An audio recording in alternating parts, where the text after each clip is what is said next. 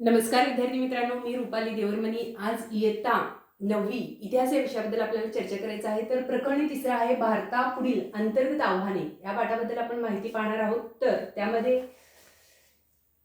ह्या पॉइंट बद्दल आपल्याला माहिती पाहायचं आहे। पहिला आहे पंजाबमधील असंतोष आहे, त्यानंतरचा आहे ऑपरेशन ब्लू स्टार आहे, ईशान्य भारत समस्या आहे, त्यामध्ये ईशान्य भारतातील 7 सिस्टर म्हणतो त्यामधील काही राज्याची नावं आहेत, मिझोराम म्हणा, नागालँड म्हणा, आसाम, अरुणाचल प्रदेश म्हणा। त्यानंतर आहे आपल्याला नक्षलवादी चळवळी विषयी अभ्यास करायचा आहे, जमातवाद आणि प्रदेशवाद याविषयी आपल्याला अभ्यास करायचा आहे। तर भारतातील अंतर्गत आव्हाने या तिसऱ्या प्रकरणामध्ये आपण भारतापुढील काही अंतर्गत आव्हानांचा विचार करणार आहोत। तर फुटीरतावादी चळवळी म्हणा, ईशान्य भारतातील समस्या म्हणा, नक्षलवाद म्हणा, जमातवाद म्हणा, प्रदेशवाद या क्रमाने भारतापुढील अंतर्गत आव्हानाचा आपण अभ्यास करणार आहोत। पहिल्यांदा पंजाबमधील असंतोष ह्या पॉइंट बद्दल आपण चर्चा करायचं आहे। तर माहिती घेऊया।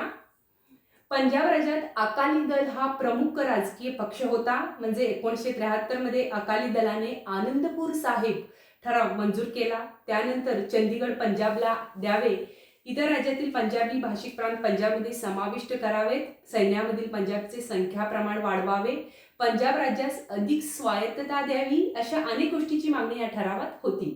म्हणजे 1977 मध्ये अकाली दल पंजाबमध्ये सत्तेवर आला। अकाली दलाने सत्ता घेताना जुन्या मागण्यांबरोबर पंजाबला नदी पाणी वाटपात पाणी अडवून द्या, अमृतसर शहराला पवित्र शहर किताब द्या, अशा मागण्या त्यांनी केलेल्या होत्या। 1980 मध्ये पंजाबमध्ये स्वतंत्र खलिस्तान या चळवळीने मूळ धरले। या काळात अकाली दलाचे नेतृत्व संत हरचरण सिंग लोगोवाल करत होते। ते सुवर्ण मंदिरात बसून आपल्या कार्यकर्त्यांना निदर्शने करण्याच्या सूचना देत होते। म्हणजे सुवर्ण मंदिराच्या दुसऱ्या बाजूस कट्टर खलिस्तानवादी जर्नेल सिंग भिद्रानवाले यांच्याभोवती सशस्त्र अनुयायी गोळा होऊ लागले। याच काळात नक्षलवादी अतिरेकी कारवायांना सुरुवात झाली। म्हणजे 1981 मध्ये संपादक लाला जगत नारायण यांच्या खून प्रकरणी भिद्रानवाले यास अटक झाली। येथून पुढे वातावरण अधिक चिघळत गेले। म्हणजे यातूनच 1983 मध्ये पंजाबमध्ये राष्ट्रपती राजवट लागू करण्यात आली। भिद्रानवाले अकाल तख्त या धार्मिक स्थळी राहायला गेला। भिंद्रानवालेच्या अनुयायांनी सुवर्ण मंदिर परिसर आपल्या ताब्यात घेऊन तेथे वाळूची पोती रचली, परिसराला किल्ल्याचे स्वरूप दिले। यामुळे पंजाबातील शांतता धोक्यात आली आणि लोकशाही समोर हे मोठं काय होतं, त्यावेळेचं एक मोठं आव्हान होतं। त्यानंतरचा पॉइंट आहे operation blue star. Operation blue star सुवर्ण मंदिरातून दहशतवाद्यांना बाहेर काढणे ही प्रमुख कामगिरी मेजर जनरल कुलदीप सिंग ब्रार यांच्याकडे सोपवली। म्हणजे 3 जून 1984 रोजी सकाळी ऑपरेशन ब्लू स्टार मोहिमेला प्रारंभ झाला। म्हणजे 6 जून रोजी कारवाई संपली। या लष्करी कारवाईत भारतीय सैन्याने विलक्षण संयम राखून कामगिरी केली। भिंद्रानवाले यांच्यासह अन्य दहशतवादी मारले गेले आणि ही कारवाई संपली। त्यानंतर 1986 मध्ये सुवर्ण मंदिरात पुन्हा एकदा दहशतवाद्यांविरुद्ध कारवाई करावी लागली। त्याला ऑपरेशन ब्लॅक थंडर असे म्हणतात। येथून पुढे पंजाबमध्ये शांतता प्रस्थापनेस गती मिळालेला आहे।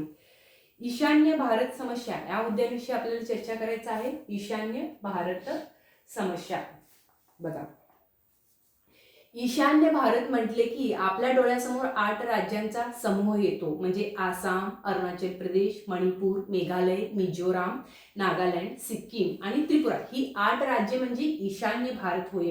या 8 राज्यांना आंतरराष्ट्रीय सरहद्दीने कमी अधिक प्रमाणात स्पर्श केला आहे। वंश, भाषा, सांस्कृतिक वैविध्य अशा विविध पातळ्यांवर येथे वेगळेपणा आपल्याला दिसून येतो।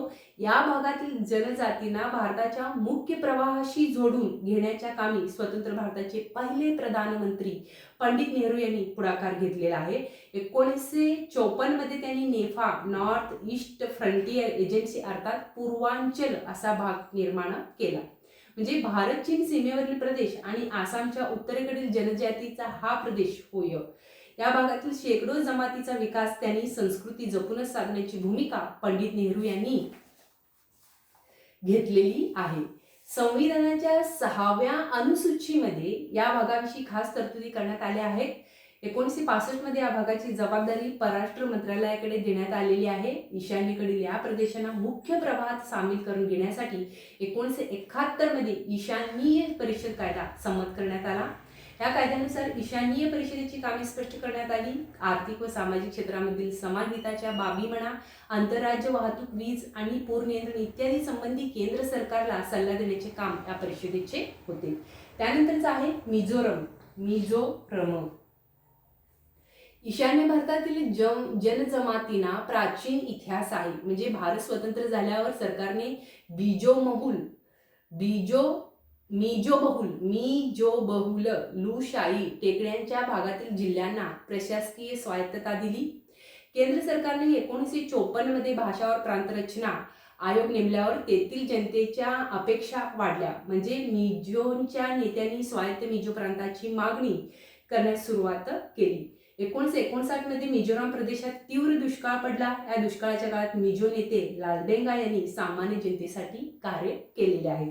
1961 मध्ये लालडेंगा यांनी मिझो नॅशनल फ्रंट MNF या संघटनेची स्थापना केली. त्रिपुरा, मणिपूर आणि लुशाई टेकड्यांमधील मिझो बहुल प्रांतासाठी ग्रेटर मिझोरमची स्वतंत्र राष्ट्राची मागणी लालडेंगा यांनी केलेली आहे. मार्च 1966 मध्ये मिझो नॅशनल फ्रंटने स्वतंत्र मिझोरम राष्ट्र अस्तित्वात आल्याची घोषणा केली. प्रधानमंत्री इंदिरा गांधी यांनी परिस्थिती कठोरपणे हाताळून बंड मोडून काढले. 1972 मध्ये परिस्थिती निवळल्यावर मिझो बहुल भागाला केंद्रशासित प्रदेशाचा दर्जा देण्यात आला. 1985 मध्ये प्रधानमंत्री राजीव गांधी आणि फ्रंट यांच्यात तडजोड होऊन मिझोरामला घटक राज्याचा दर्जा देण्यात आला. अशा प्रकारे लालडेंगा राज्याचे मुख्यमंत्री झालेले आहेत. अशा प्रकारे मिझोराम राज्याबद्दल आपण माहिती पाहिलेली आहोत. नंतरचं आहे नागालँड. बघा, ईशान्य भारतातील नागा जमात ही लढाऊ जमात म्हणून ओळखली जाते. म्हणजे पूर्व हिमालय, नागा टेकड्या, आसाम आणि म्यानमारचा सीमावर्ती भाग अशा परिसरात नागा या जमातीची वस्ती होती. म्हणजे 1946 मध्ये काही सुशिक्षित नागा युवकांनी नागा नॅशनल काउन्सिल NNC या संघटनेची स्थापना केली. पुढे त्यांनी नागालँड या स्वतंत्र राष्ट्राची मागणी केली. त्याचे नेतृत्व अंगामी झापू फिजो हे करत होते. 1954 मध्ये NNCने नागालँडच्या स्वतंत्र राष्ट्रसंघाच्या स्थापनेची घोषणा केली. 1955 मध्ये आसाम रायफल्सचे सैनिक आणि स्थानिक यांच्यात चकमकी उडाल्या. चकमकी दडपण्यासाठी लष्करी कारवाई करण्यात आली. केंद्र सरकार आणि NNC यांच्यात चर्चेच्या अनेक फेऱ्या झालेल्या आहेत. केंद्र सरकारने नागा बहुल भागाला केंद्रशासित प्रदेशाचा दर्जा देण्याचे ठरविले. नेपाळमधील नागा बहुल भाग सुएनसांगचा भाग एकत्र करून 1 डिसेंबर 1963 रोजी नागालँड हे राज्य अस्तित्वात आलेलं आहे. त्यानंतरचं आहे आसाम. 1983 साली आसाममध्ये बंगाली भाषक स्थलांतरिताच्या वर्चस्वावर ऑल आसाम स्टुडंट्स युनियन आणि आसाम गणसंग्राम परिषद यांनी उग्र आंदोलन उभारले होते. म्हणजे 1985 मध्ये प्रधानमंत्री राजीव गांधी, केंद्रीय गृहमंत्री शंकरराव चव्हाण, आसामी नेते प्रफुल्ल कुमार महंतो यांच्यात करार झालेला आहे. आसाममध्ये घुसखोर असणाऱ्या बांगलादेशी नागरिकांना परत मूळ ठिकाणी पाठवण्याचे ठरले. 1983 मध्ये आसाम विधानसभेच्या निवडणुका होऊन आसाम गण परिषदेचे प्रफुल्ल कुमार महंतो मुख्यमंत्री झाले. या लोकशाही प्रक्रियेमुळे आसाममध्ये शांतता प्रस्थापित होण्यास काय झालेलं आहे, मदत झालेला आहे. त्यानंतरचं आहे अरुणाचल प्रदेश. 1954 मध्ये नेपा विभागाची निर्मिती झाली. त्याला 1972 साली अरुणाचल प्रदेश म्हणजे उगवत्या सूर्याचा प्रदेश म्हणून त्याला ओळखलं जातं, संबोधण्यात येऊ लागलं. म्हणजे 20 फेब्रुवारी 1987 रोजी या भागास घटक राज्याचा दर्जा देण्यात आलेला होता. 1960 ते 2000 या कालखंडात ईशान्य भारताचा प्रवास लोकशाही अधिक प्रगल्भ होण्यात झाला. केंद्र सरकारच्या खास योजना म्हणा, औद्योगिकरण, शिक्षणाचा प्रसार यामुळे हा भाग विकासाच्या मार्गावर चालत आहे. त्यानंतरच आहे नक्षलवादी चळवळ. बघा, पश्चिम बंगालमधील दार्जिलिंग जिल्ह्यातील नक्षलवादी बारी येथे ही चळवळ सुरू झालेली आहे. अल्पभूधारक शेतकरी व शेतमजुरांना संघटित करून 1967 मध्ये नक्षलबारी भागातील काही शेतजमिनीच्या भोवती लाल झेंडे रोवून पिकांचा ताबा घेतला. व त्याला मुक्त प्रदेश म्हणून नक्षलवाद्यांनी घोषित केले. या उठावापासून प्रेरणा घेऊन ज्या चळवळी झाल्या त्यास नक्षलवादी चळवळी म्हणतात. म्हणजे जमीनदाराच्या आर्थिक शोषणाविरुद्ध आवाज उठवण्यासाठी कृषी समित्या स्थापने म्हणा, मोठ्या जमीनदाराच्या जमिनी बळकावणे म्हणा किंवा त्याचे कुळांमध्ये वाटप करणे ही या चळवळीची सुरुवातीची काय होती, उद्दिष्टे होती.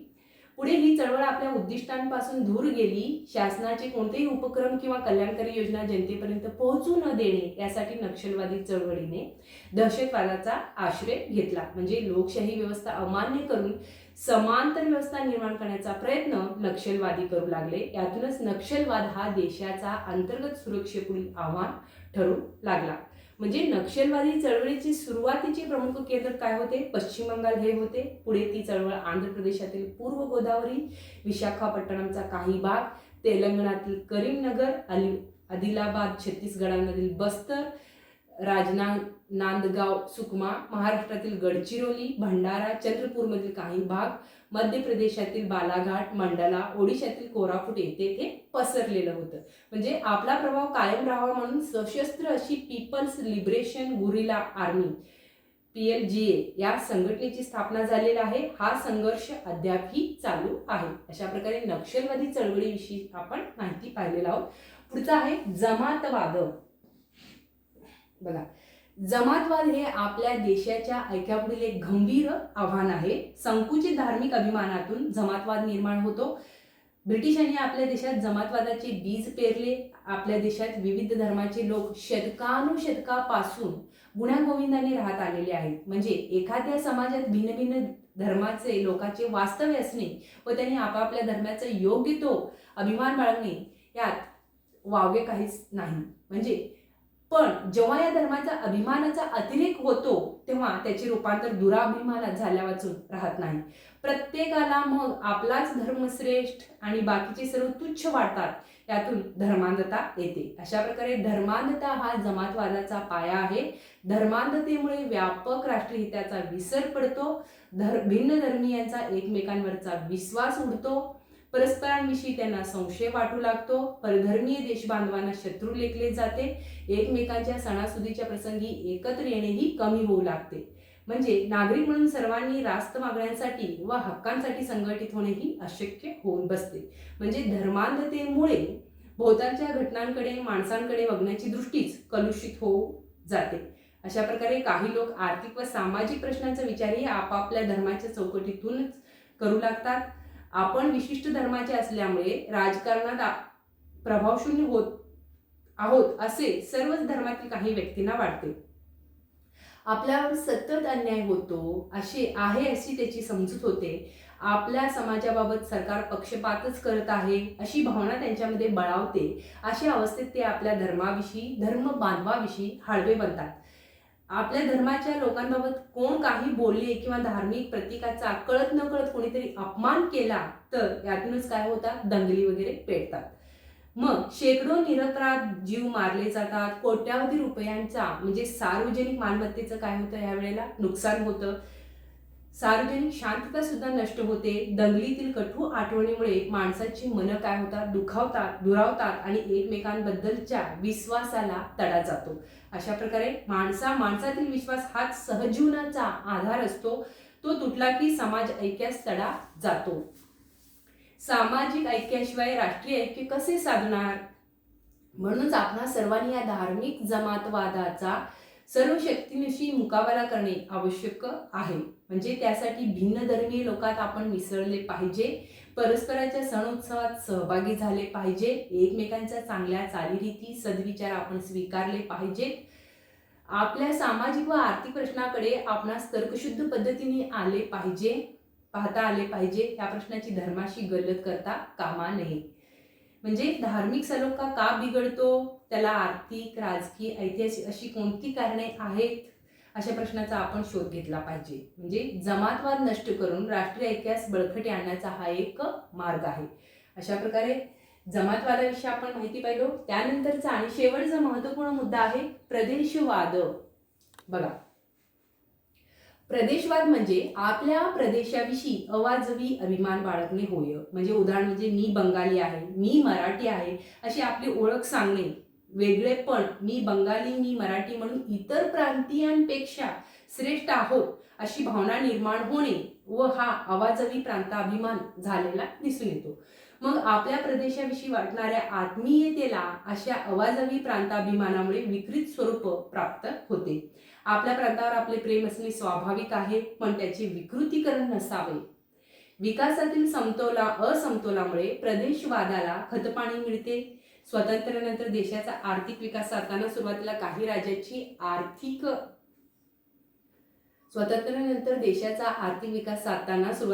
राज्याची आर्थिक प्रगती झाली तर इतर राज्ये आर्थिकदृष्ट्या मागासच राहिली. उदाहरण म्हणजे महाराष्ट्र म्हणा, गुजरात म्हणा, पंजाब, तमिळनाडू ही राज्ये आर्थिक व औद्योगिकदृष्ट्या बरीच विकसित झालेली आहे.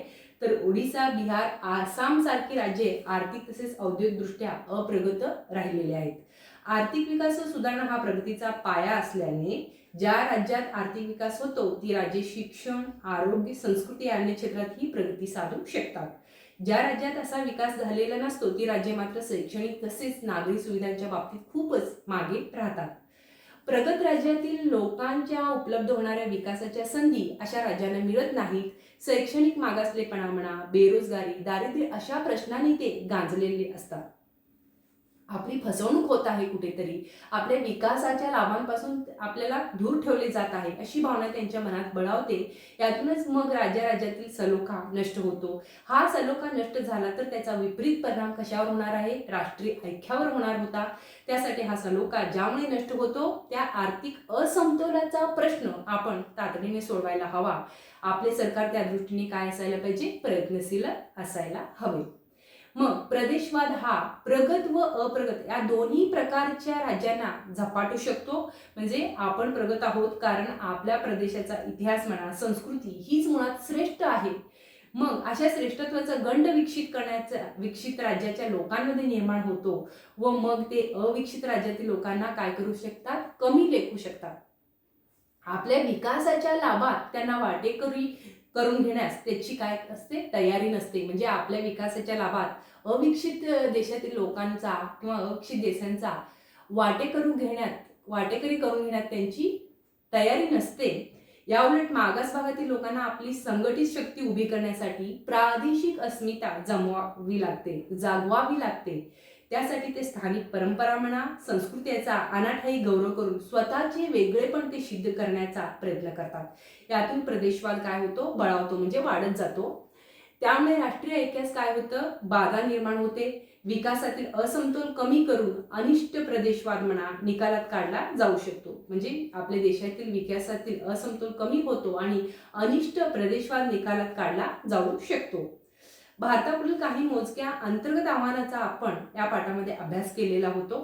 यांच्याच जोडीला लोकसंख्या म्हणा, स्वच्छता म्हणा, शेती व शेतकऱ्यांच्या समस्या म्हणा, गरिबी, कितीतरी समस्या अजूनही आहेत. आपण ह्या आव्हानावर मात करून पुढे जाण्यासाठी प्रयत्न करतच आहोत. म्हणजे प्रगतीच्या दिशेने आपण वाटचाल करत आहोत. पुढील पाठात आपण आर्थिक क्षेत्रातील प्रगतीबाबत सुद्धा अभ्यास करणार आहोत. अशा प्रकारे ह्या पाठात आपण भारतापुढील अंतर्गत आव्हाने कुठले आहेत ते पाहिलं. त्यामध्ये आपण पंजाबमध्ये कुठल्या कारणासाठी असंतोष निर्माण झालेला होता, ऑपरेशन ब्लू स्टार म्हणजे नेमकं काय होतं, ईशान्य भारतातील समस्या कुठल्या आहेत, मिझोराम मधील म्हणा, नागालँड, आसाम, अरुणाचल प्रदेश ह्या मुद्द्यांविषयी पाहिलेलं आहोत. त्यामध्ये नक्षलवादी चळवळीबद्दल पाहिलं, जमातवाद म्हणजे काय, नेमकं प्रदेशवाद कसा बळावतो ह्याविषयी सुद्धा माहिती पाहिलेलं आहोत. तर इथे आपला प्रकरण संपतो. नमस्कार.